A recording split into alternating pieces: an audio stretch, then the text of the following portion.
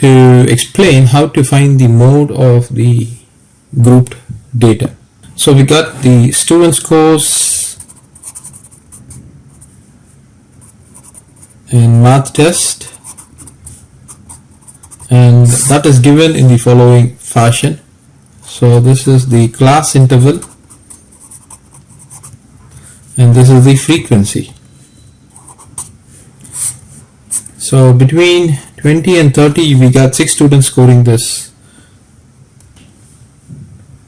between this range 20 to 30, and between 30 to 40 we got 18 students, between 40 to 50 we got 11 students, between 50 to 60 we got 11 students, 60 to 70 we got 3 students, and 70 to 80 we got 1 student. So frequency tells us the number of students who have scored the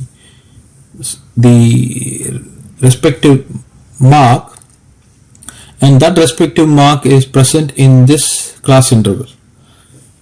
So having given you that information, what we need to do is we need to find out the mode. Now to get the mode, what we have to do is we have to first write down the formula. So mode is equal to LMO positive D1 divided by D1 plus D2 times W. So this is a formula we will have to use. Now what is LMO? This is nothing but the lower limit of the model class, and D1 and D2, I will show you how to extract D1 and D2.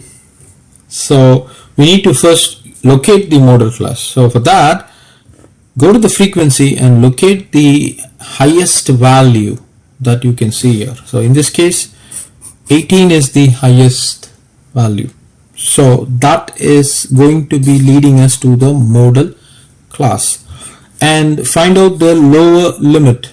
So in this case LMO is equal to 30. Now to find D1, go to the frequency.